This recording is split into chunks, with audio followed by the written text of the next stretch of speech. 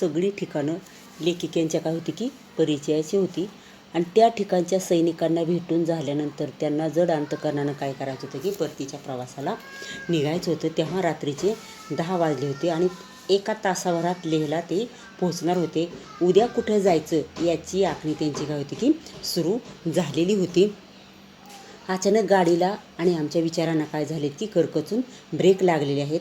थंडीमुळे चेहरे झाकलेले 3 जण टॉर्चच्या प्रकाशात भयान वातावरणाला आधी गडद करत आम्हाला परत जायला सांगत होते. कारण पुढे खलसेचा पूल कोसळला होता. बाहेर मिट्ट काळोख, अनोळखी रस्ता, सोबत 10 तरुण मुली. रस्ता बंद, माघारी जाणं अशक्य, पुढं जाणं दुरापास्त, एकच आधार आर्मी पोस्ट. आणि बघा लेखिकेने अनुभव असा सांगितलेला आहे की त्यांना उद्या कुठं जायचं या प्रवासाची त्या काय करत होत्या की आखणी करत होत्या, योजना करत होत्या. परंतु त्यांच्या गाडीला आणि त्यांच्या मनातील विचारांना काय झालं की अचानक ब्रेक लागला गेलेला आहे. मग थंडीमुळे चेहरे झाकलेले आणि त्या ठिकाणी थंडी जास्त असल्यामुळे तेथील लोकांनी काय केलं होतं की थंडीमुळे त्यांचे चेहरे झाकले गेलेले होते. आणि 3 जण टॉर्चच्या प्रकाशात, मग 3 जण त्या काय होते की बॅटरीच्या प्रकाशामध्ये उभे राहिलेले होते. भयान वातावरण निर्माण झालेलं होतं आणि ते वातावरण गडद अंधाराला काय करत होतं की साक्ष देत होतं आणि आम्हाला परत जायला सांगत होते. कारण पुढे खलसेचा पूल कोसळला होता. म्हणजे एवढा पाऊस झाला होता की त्या ठिकाणी पुढे खलसेचा पूल काय झाला होता की कोसळला गेले होता. बाहेर मिट्ट काळोख आणि बाहेर पूर्ण काय होतं की काळोख रात्र होती, अंधार होता, अनोळखी रस्ता. मग लेखिकेच्या मनात हा प्रश्न आला की बाहेर तर काळोख आहे, अंधार आहे आणि आपला रस्ता काय नाही की ओळखीचा नाही आहे, रस्ता अनोळखी आहे. सोबत 10 तरुण मुली आणि त्यांच्यासोबत काय होतं की 10 तरुण मुली. रस्ता बंद, माघारी जाणं अशक्य, पुढं जाणं दुरापास्त, एकच आधार आर्मी पोस्ट. मग त्यांच्या काय झालं की लक्षात ही गोष्ट आली की आपल्यासोबत आता 10 तरुण मुली आहेत. रस्ता तर बंद आहे आणि आपण आलेल्या ठिकाणाहून परत काय करू शकत नाही की जाऊ शकत नाही. पुढे जाणंसुद्धा काय झालं की अशक्य झालेलं आहे. मग एकच आधार कोणता होता? Army post.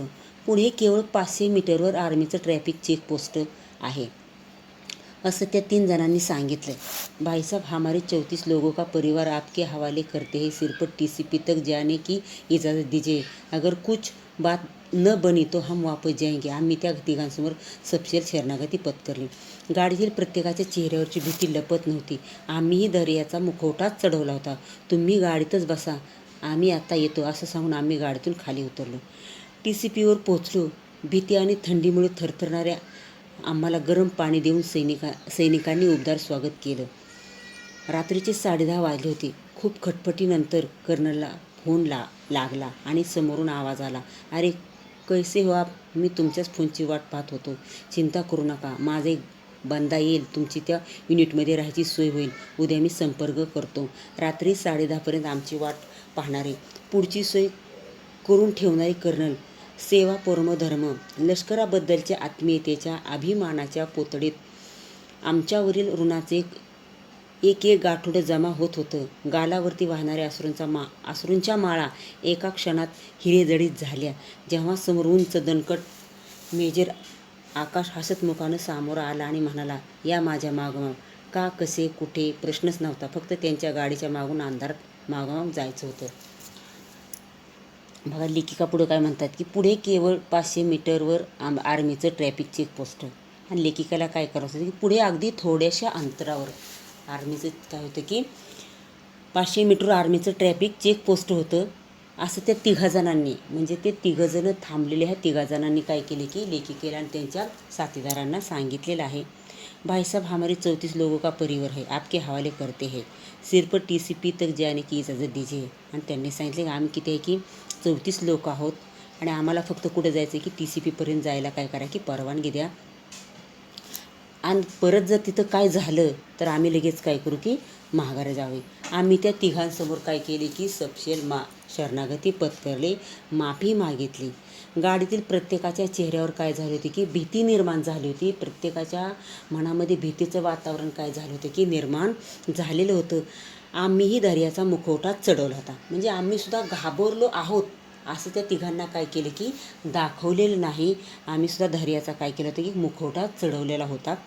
तुम्ही गाडीतच बसा, आम्ही आता येतो असं सांगून आम्ही गाडीतून खाली उतरलो. आणि तुम्ही गाडीतच बसा, आत्ता येतो असं सांगून आम्ही काय केलं की गाडीतून उतरलो. TCPवर पोचलो. भीती आणि थंडीमुळे थरथरणाऱ्या आम्हाला गरम पाणी देऊन सैनिकांनी उबदार स्वागत केलं. आणि TCPपर्यंत आम्ही कसं तरी काय झालं की पोचलो गेलेलो आहोत. आणि थंडीचं वातावरण असल्यामुळे आमचे हात काय होत होते की थरथर कापत होते. आणि मग सैनिकांनी तिथं गेल्यानंतर काय केले की गरम उबदार पाणी दिलं आणि आमचं काय केले की स्वागत केलं गेलेलं आहे. तेव्हा रात्रीचे 10:30 वाजलेले होते. खूप खटपटीनंतर कर्नलला फोन लागला. म्हणजे काय केले की बरेच प्रयत्न केल्यानंतर कर्नल साहेबांना काय झालं की फोन लागला गेलेला आहे. आणि समोरून एकच आवाज आला, अरे कैसे हो आप, मी तुमच्या फोनची वाट पाहत होतो. मग त्यांनी विचारले की तुम्ही कसे आहात. मी तर तुमच्या फोनचीच काय करत होते की वाट पाहत होतो. माझा एक बंदा येईल, तुमची त्या युनिटमध्ये राहायची सोय होईल. आणि माझा एक बंदा आहे, माझा जोडीदार आहे, तो तिथे येईल आणि तुम्ही त्या युनिटमध्ये काय करायचं की थांबायचं आहे. आणि त्या ठिकाणी तुमची राहण्याची तो काय करेल की व्यवस्था करेल, सगळी सोय करेल. उद्या मी संपर्क करतो. आणि परत त्या अधिकाऱ्याने काय सांगितले की उद्या मी तुमच्याबरोबर काय करेन की संपर्क साधेन. रात्री 10:30पर्यंत आमची वाट पाहणारे, पुढची सोय करून ठेवणारे कर्नल, सेवा परम धर्म. आणि रात्री 10:30 वाजेपर्यंत आमची त्या कर्नलनं काय केली की वाट पाहिलेली आहे. आणि आमची पुढची सोयसुद्धा त्यांनी काय केली की करून ठेवलेली आहे. सेवा परमधर्म म्हणजे त्यांनी काय केले की आमची मनापासून सेवा केलेली आहे. लष्कराबद्दलच्या आत्मीयतेचा, अभिमानाच्या पोतडीत आमच्यावरील ऋणाचे एक गाठोडे जमा होत होतं. आणि लष्कराबद्दलच्या आत्मीयतेचा म्हणजे लष्करांबद्दल आत्मीयता, ममता, प्रेम आणि त्यांच्याबद्दल असणारा अभिमान, त्यांच्या पोतडीत आमच्यावरील ऋणांचं एक एक गाठोडं काय होत होतं की जमा होत होतं. गालावरती वाहणाऱ्या अश्रूंच्या माळा, म्हणजे आमच्या गालावर जे अश्रू वाहत होते त्या अश्रूंच्या माळा एका क्षणामध्ये काय झाल्या की हिऱ्यासारख्या झाल्या, हिरेजळीत झाल्या. जेव्हा समोर उंच दणकट मेजर आकाश हसतमुखाने समोर आला आणि म्हणाला. आणि जेव्हा समोर काय झाले की आमच्या समोर उंच दणकट मेजर आकाश समोर आले आणि म्हणाले, या माझ्या मागोमाग. मग त्यांनी सांगितलं का आमच्या पाठोपाठ या. तेव्हा आम्ही का, कसे, कुठे जायचं, फक्त त्यांच्या गाडीच्या मागून आम्ही काय करावं लागलो की अंधारात मागे जायचं ठरवलेलं आहे. एखादी मर्दुमकी गाजून आलेल्या योद्ध्याप्रमाणे युनिटमधील 8-10 जणांनी आमचं जोरकस स्वागत केलं. आधी आम्हा 36 जणांना वापरलेला चहा आणि गरमागरम भजी खाऊ घातली. वयाप्रमाणे 4 ठिकाणी राहायची सोय केली. टेलिफोन लावून दिले. थोड्याच वेळात पूर्ण जेवण तयार केलं. रात्रीचे 12 वाजले होते. आप हमें मिलने के लिए इतनी दूर से मुंबई से आते हैं, हमें भी आपके लिए कुछ करने का मौका दीजिए. सगळेजण कामकरी मुंगीसारखे झपाझप काम करत होते. प्रसन्न उमद्या चेहऱ्यानं आत्यातिक कार्य व्यग्रतेत केलेलं आमचं हे आतिथ्य ठाई माझ्या शहरातील आत्मकेंद्रीय आणि संकुचित आयुष्याला धक्का पोचत होतं. स्वयंमधून कोहम असा निनाद उठत होता. बघा लेखी काय म्हणतात की एखादी मर्दुमकी गाजवल्यासारखं, एखादं कार्य गाजवल्यासारखं त्या योद्ध्याप्रमाणे युनिटमधील 8-10 जणांनी काय केले की आमचं जोरकस स्वागत केलं गेलेलं आहे. मग आधी आम्हा 36 जणांना, मग तिथं गेल्यानंतर आधी आम्ही 36 जण होतो. मग आधी आम्हा 36 जणांना त्यांनी काय केले की गरमागरम वाफाळलेला चहा दिला. आणि त्याच्यानंतर काय केले की भजी खाऊ घातली. वयाप्रमाणे ठिकाणं राहण्याची सोय केली. आणि वयाप्रमाणे प्रत्येकाला राहण्याची काय केली की सोय केली गेली आहे. टेलिफोन लावून दिले. आणि आम्हाला काय केले की टेलिफोन लावून दिले. थोड्याच वेळात पूर्ण जेवण तयार केलं. आणि तिथे गेल्यानंतर त्या युनिटमध्ये स्वागत केलं की थोड्या वेळामध्ये आमचं काय केलं की पूर्ण जेवण तयार झालेलं आहे. रात्रीचे 12 वाजले होते. आणि रात्रीचे काय झाले होते की 12 वाजले होते. मग तुम्ही आम्हाला इतक्या लांबून मुंबईमधून काय झालात की भेटायला आलेला आहात. आम्हालासुद्धा तुमच्यासाठी काहीतरी करू द्या. सगळेजण काय करत होते, कामकरी मुंगीसारखे झपाझप काम करत होते. मग त्या कामकरी मुंग्या ज्या असतात त्या कशा करतात की अगदी पटपट त्यांचं काम आवरत असतात. तशाच पद्धतीने हे सगळेजण सैनिक काय करत होते, कामकरी मुंगीप्रमाणे झपाझप काम करत होते. प्रसन्न उमद्या चेहऱ्यानं, अगदी प्रसन्न चेहऱ्यानं, उमद्या चेहऱ्याने हे सर्वजण न थकता न कंटाळता काय करत होते की काम करत होते. अत्यंत कर्तव्य दक्षतेनं केलेलं आमचं हे आतिथ्य, म्हणजे आमचं एवढं आतिथ्य, एवढं स्वागत केलं की माझ्या शहरातील आत्मकेंद्राने संकुचित आयुष्याला धोका पोचत होतं. म्हणजे माझ्या शहरात मी राहत होते, पण त्या शहरातील आत्मकेंद्राने संकुचित आयुष्याला ते स्वागत काय करत होतं की धोका पोचवत होतं. लेह आणि कोर हे आमच्यासाठी एक समीकरण बनलं होतं.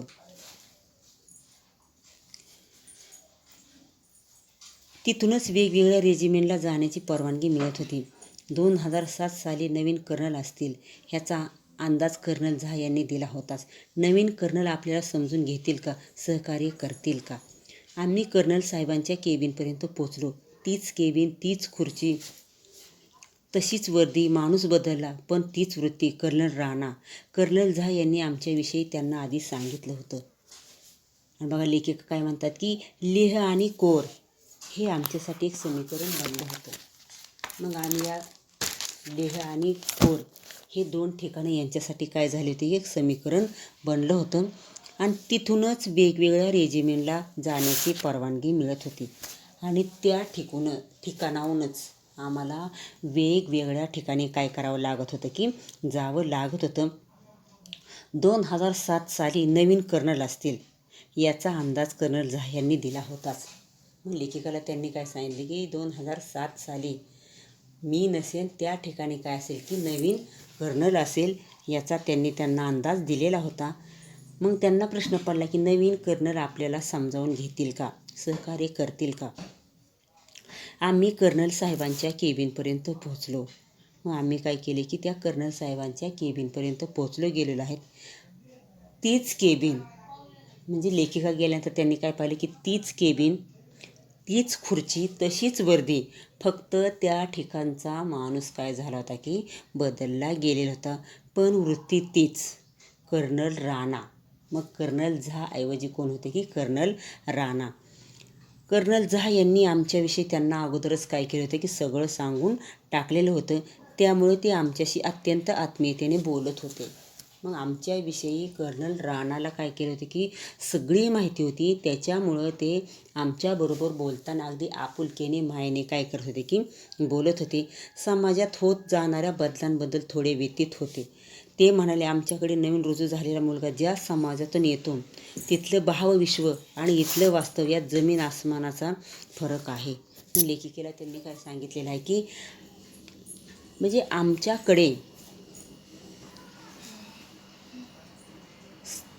आमच्याकडे येणारा मुलगा नवीन रुजू झालेला जो असतो तो ज्या समाजातून येतो त्या ठिकाणचं त्याचं भावविश्व आणि इथलं वास्तव या दोघांच्या मध्ये काय आहे की जमीन आसमानाचं अंतर आहे. कारण आपण पाहतो बघा, मुलं एकदम ग्रामीण भागातून सैनिकामध्ये काय होतात की भरती झालेले असतात. मग आपल्याकडचं वातावरण आणि तिथं असणारं वातावरण ह्याच्यामध्ये खरंच काय की खूप तफावत आहे. टी व्हीमुळे समाजातला उथळपणा आणि मोबाईलमुळे घरची प्रत्येक गोष्ट त्याला कळते. या मुलांची मानसिकता सांभाळत त्यांना खऱ्या अर्थी सैनिक बनवणं हे फार जिकिरीचं होत चाललं आहे. मला फार आनंद होत आहे की तुम्ही सैनिकाला समजून घ्यायला इथं येत असता. तुम्ही नेहमी येत जा. आम्हाला सैनिक नावाचा माणूस कळू लागला होता. बघता बघता 2008 साल अवजडले, माझे वचन पूर्ण झाले. आणि लेखक काय म्हणते बघा की मग टी व्हीमुळं समाजातला उथळपणा आणि मोबाईलमुळं घरची प्रत्येक गोष्ट त्याला कळते. आणि कर्नल राणा यांना त्यांनी काय सांगितलं बघा की टी व्हीमुळे समाजामध्ये असणारा उथळपणा ह्या मुलांना काय होतं की सगळा समजत असतो आणि मोबाईलमुळे त्यांना घरची प्रत्येक गोष्ट काय होते की कळत असते. आणि या मुलांची मानसिकता सांभाळत त्यांना खऱ्या अर्थाने सैनिक बनवणं हे आमच्यासाठी काय असतं की फार जिकरीचं, जबाबदारीचं काम असतं. आणि तुम्ही नेहमी या ठिकाणी येता आणि तुम्ही अशाच काय करत जा की येत जा. आम्हाला सैनिक नावाचा माणूस कळू लागला होता. बघता बघता 2008 साल काय झाले की उजाडले गेले आणि मी जे वचन दिलं होतं ते वचन मी काय केले की पूर्ण केलेलं आहे. मावशी हा असं म्हणतात एक सुगंध पसरला आहे. तुला जाणवतो आहे का? द्रास, कारगिल येथील युद्धात शहीद झालेल्या वीराचं स्मारक, विजयस्तंभ, तोलोलिंगचा पहाड या सर्व हृदयस्पर्शी वातावरणातून बाहेर पडल्यावर भारावलेल्या निशब्दतेचा भंग करत आमच्याबरोबर आलेली भाग्यश्री भाऊक होऊन उद्गारली. कदाचित तिचं हे स्वागत असावं, पण तरीही मी विचारलं, कसला गं? भाग्यश्री जणू आमच्यातच नव्हतीच, तिचं स्वतःशी बोलणं चालूच होतं. अगं ह्या वातावरणात भारतीयत्वाचा सुगंध आहे. इथल्या प्रत्येक डोंगर माथा वीरश्रीचा साक्षीदार आहे. इथल्या मातीच्या कणाकणात कारगिल युद्धाचा रोमांचकारी इतिहास आहे. तो रोमारोमान जाणवतो आहे. आणि बघा काय म्हणते की अणुमावशी असं म्हणतात. म्हणजे अणुमावशी या ठिकाणचं जे वातावरण आहे, या वातावरणामध्ये एक सुगंध पसरलेला आहे. हे तुला काय होतं की जाणवतं आहे का?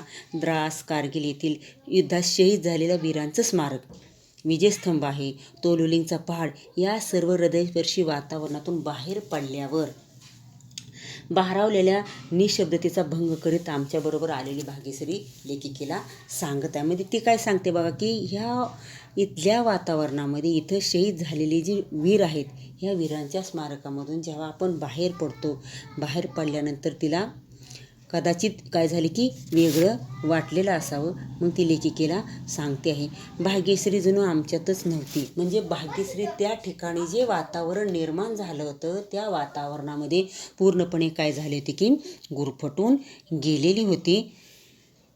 अगं ह्या वातावरणात भारतीयत्वाचा सुगंध आहे. मग ती सांगते की या ठिकाणी जे वातावरण निर्माण झालेलं आहे, तर या वातावरणामध्ये जे भारतीय आहेत, या भारतीयत्वाचा काय की सुगंध आहे. या ठिकाणी असलेला डोंगर वीरश्रीचा साक्षीदार आहे. मातीच्या कणाकणात कारगिल युद्धाचा रोमांचकारी इतिहास काय झाला आहे की घडला गेलेला आहे. तो रोमारोमात आपल्याला काय करतोय की जाणवत आहे. आत्तापर्यंत अशी जाणीव झाली नव्हती. मी ती काय सांगते की आत्तापर्यंत मला अशी कधी जाणीव झालेली नाही. देशप्रेम, देशाभिमान फक्त सैनिकांपुरताच किंवा सीमेवरच असतो का गं? आपलं आणि त्यांचं काही देणं घेणं लागत नाही का? मग अणुमावशीला भाग्यश्रीने काय केले की प्रश्न विचारलेला आहे की देशप्रेम आहे, देशावरचं अभिमान आहे किंवा हे दोन्ही गोष्टी ज्या आहेत, या फक्त सैनिकांपुरत्याच मर्यादित असतात का? आपलं आणि त्यांचं काही देणं घेणं लागत नाही का? लेह, नुब्रा व्हॅली, पँगॉंग लेक आणि शेवटी द्रास कारगिल अशा अव्याहत प्रवासात सतत भेटणारे, भरभरून बोलणारे जवान, त्यांची लष्करी अदब, प्रांत, धर्म, जात, भाषा अशा कुठल्याही प्रतिबंधाचा स्पर्श नसलेले, केवळ भारतीयत्वाचा सुगंध लिहिलेले, सरहद्दीवर ठाम उभे राहिलेले आपले जवान, त्यांच्या शौर्याची, धाडसाची, खडतर साहसाची सतत आठवण राहावी म्हणून सुरू केलेल्या मिशन लडाखचं हे शेवटचं 5वं वर्ष भाग्यश्रीचे आणि बरोबर आलेल्या प्रत्येकाच्या मनात ही संवेदना निर्माण झाली. हे त्याचंच फलित याचसाठी केला होता अट्टहास. बघा लेखिका काय सांगते की लेह, नुब्रा व्हॅली, पँगॉंग लेक आणि शेवटी द्रास कारगिल अशा अव्याहत प्रवासात सतत भेटणारे, म्हणजे ह्यांना अव्याहत प्रवासामध्ये सतत वेगवेगळे काय झाले की जवान भेटले गेलेले आहेत.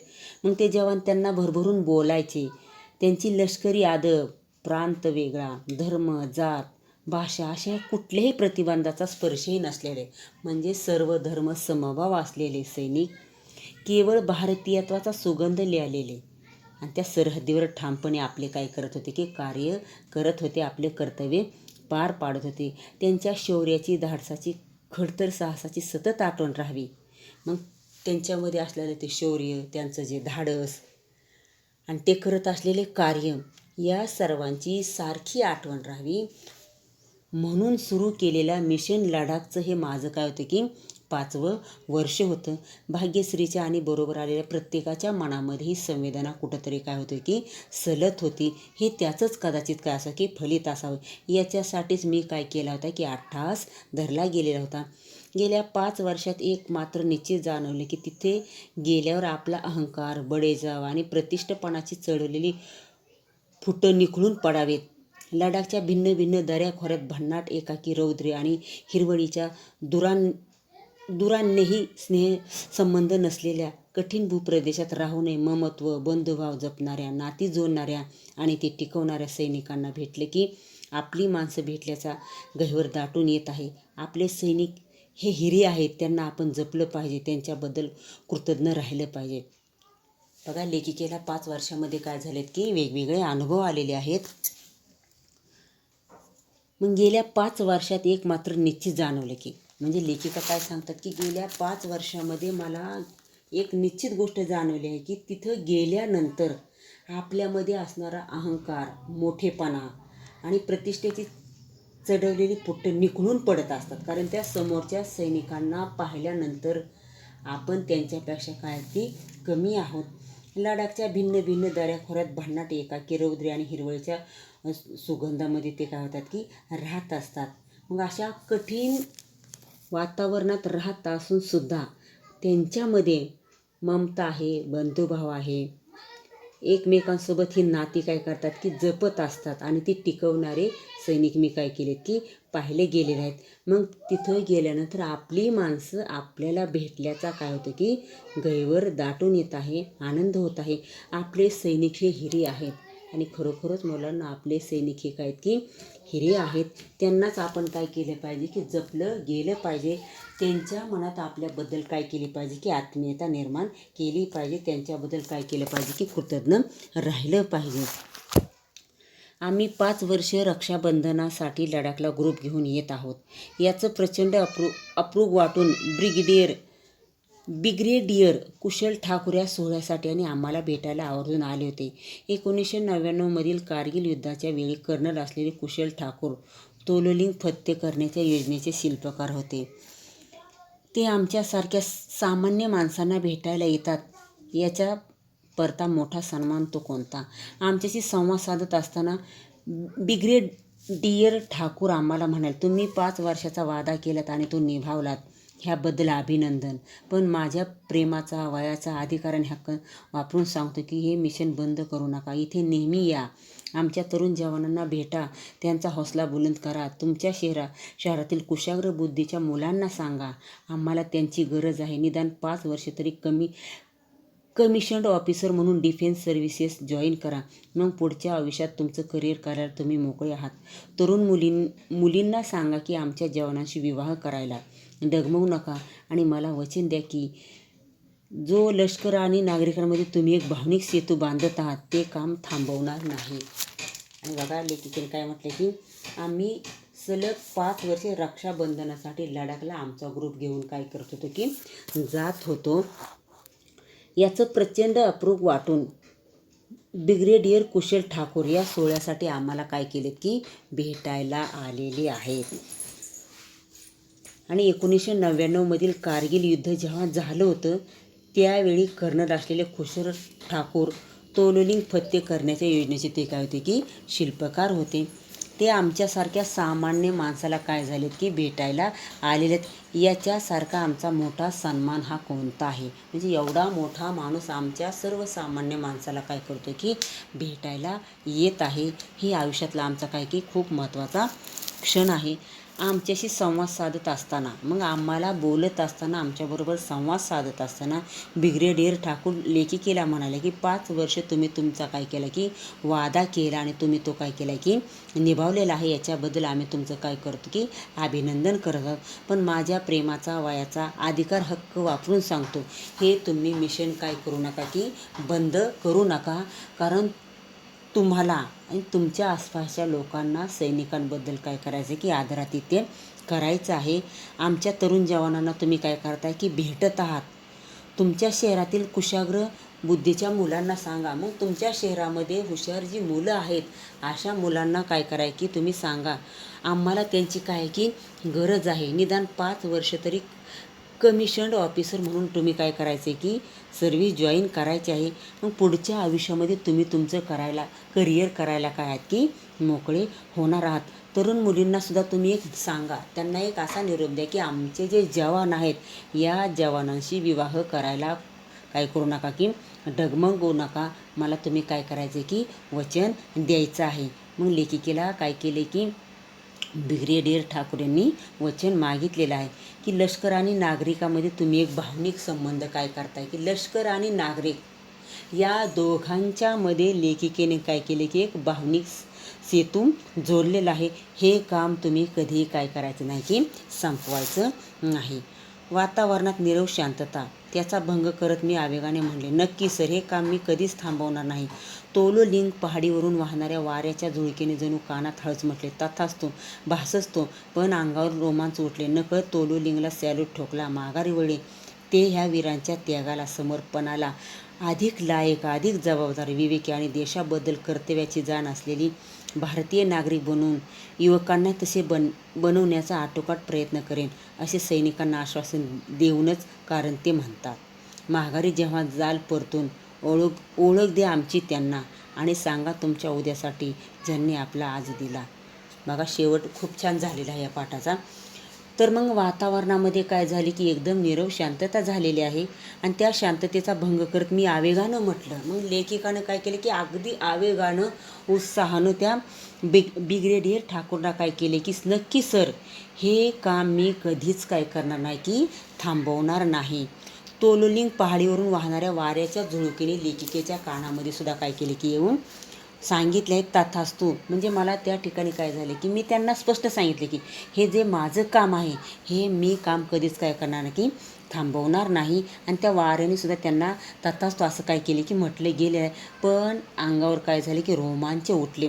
नकळत तोलोलिंगला सॅल्यूट ठोकला. म्हणजे न कळत त्या तोलोलिंगला काय केलं की सॅल्यूट ठोकला, माघारी वळले आणि ह्या वीरांच्या त्यागाला समर्पणाला अधिक लायक, अधिक जबाबदार, विवेकी आणि देशाबद्दल कर्तव्याची असणारी जाण भारतीय नागरिक बनून युवकांना तसे बनवण्याचा आटोकाट प्रयत्न करेन असे सैनिकांना काय केले की मी आश्वासन दिलेलं आहे.